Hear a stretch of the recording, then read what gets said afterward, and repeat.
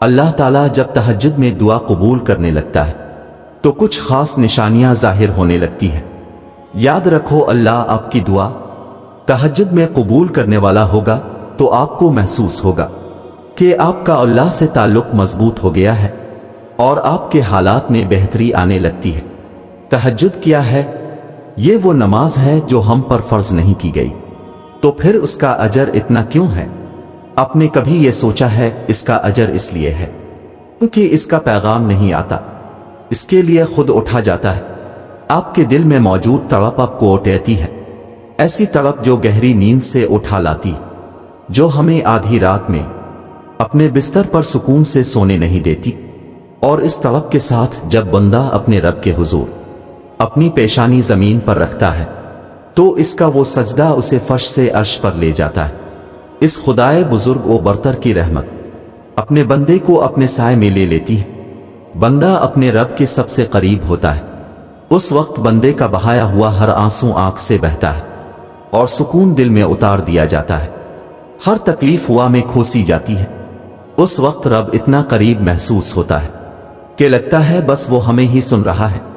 وہ ہمارے اندر ایک ایسا یقین پیدا کر دیتا ہے کہ اس نے ہماری مانگی ہر دعا کو قبول کر لیا ہے اور ہماری ہر خواہش کو صحیح وقت پر پورا کر دے گا۔ تہجد کا وقت خدا کی محبت کا عروج ہوتا ہے۔ تہجد بہت خاص ہوتی ہے، بہت خاص۔ تہجد اللہ کی طرف سے ہمارے لیے ایک ایسا بند دروازہ ہے جو صرف تہجد کی عبادت سے ہی کھلتا ہے۔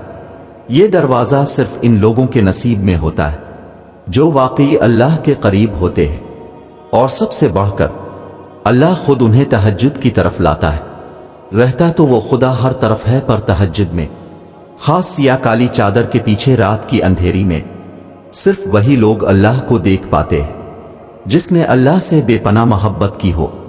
اس وقت اللہ اور آپ کے درمیان ہونے والی گفتگو، آنسوں سے بھری ہچکیاں، دل میں کی گئی باتوں کی آوازیں صرف اللہ کے سوا اور کوئی نہیں سن پاتا۔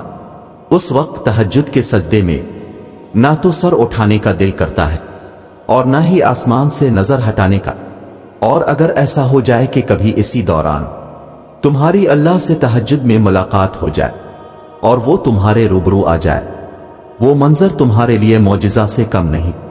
تہجد پڑھنے والوں کے لیے معجزے غیب سے اتارے جاتے ہیں۔ رات کی تاریکیوں میں جب کوئی شدت سے اللہ کو پکارتا ہے تو سارے عرش والے اس کی جانب متوجہ ہو جاتے ہیں۔ پھر اللہ فرماتا ہے، کہو کیا مانگتے ہو، کہو کیا فریاد لائے ہو، کہو کیوں رو رہے ہو اے دن بھر مسکرانے والے۔ پھر جب تم اپنی عرضیاں اسے سناتے ہو اور اس کے روبرو سجدے میں گر جاتے ہو تو وہ حکم دیتا ہے ان دعاؤں کی قبولیت کا جن کے جواب تمہیں لگتا تھا کبھی نہیں آنے والے۔ پھر وہ تم سے کہتا ہے، لو بھر دیا دامن تمہارا، یقین کی جھولی پھیلانے والے، کن لکھ دیا گیا ہے۔ اب میں تمہارے نصیب میں مان گیا ہوں، میں مان گیا ہوں تم سے، مجھ کو منانے والے۔ تمہیں لانا تھا مجھ تک یہ امتحان تو بس تھے بہانے۔ تہجد میں کچھ تو خاص ہے، تبھی میرے اللہ نے اس کو اتنی فضیلت والی عبادت کہا ہے۔ کچھ تو خاص ہے، تبھی اللہ اپنی اس عبادت کے لیے پہلے آسمان پہ آتا ہے۔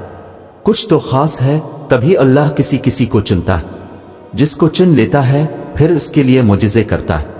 تمہارا تہجد تک آنا ہی تمہاری دعوی کی قبولیت کی سب سے بڑی نشانی ہے، پھر تم کیوں اس کی دیری کو اس کا انکار سمجھتے ہو؟ تہجد اللہ کی طرف سے دعوت نامہ ہے۔ جب اللہ کو کسی سے ملاقات کرنی ہو اور بات کرنی ہو تو وہ اسے تہجد کی لگن لگا دیتا ہے۔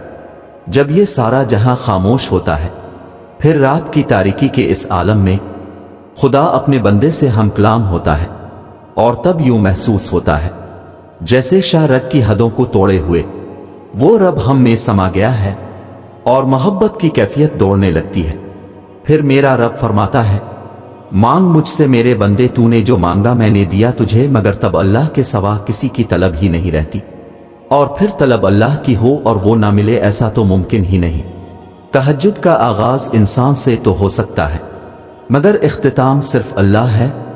دل میں اوٹیتی ہوئی مسلسل تکلیف جب رات بھر جگائے رکھتی ہے تو روح کی بے چینی اللہ کے روبرو لا کر کھڑا کر دیتی ہے۔ پھر کچھ درد سنایا جاتا ہے، اور دعا کے لیے بے جان ہاتھوں کو اٹھایا جاتا ہے۔ جب سارا غبار باہر نکل آتا ہے تو سکون کی عجیب سی کیفیت طاری ہو جاتی ہے، جیسے سارے داکے کسی نے اپنے اندر جذب کر کے روح کو آزاد کر دیا ہو۔ اللہ سے کی گئی وہ ایک ملاقات، وہ ایک گفتگو ساری الجھنیں سلجھا دیتی ہے۔ پھر مجازی ڈاکے نہیں بلکہ حقیقی محبت سونے نہیں دیتی، پھر رات کی نیند اچھی نہیں لگتی، پھر بس اللہ سے ملنے کی طلب رہتی ہے، پھر دنیا کی خواہشیں ختم ہو جاتی ہیں اور عرش والے کی لت لگ جاتی ہے۔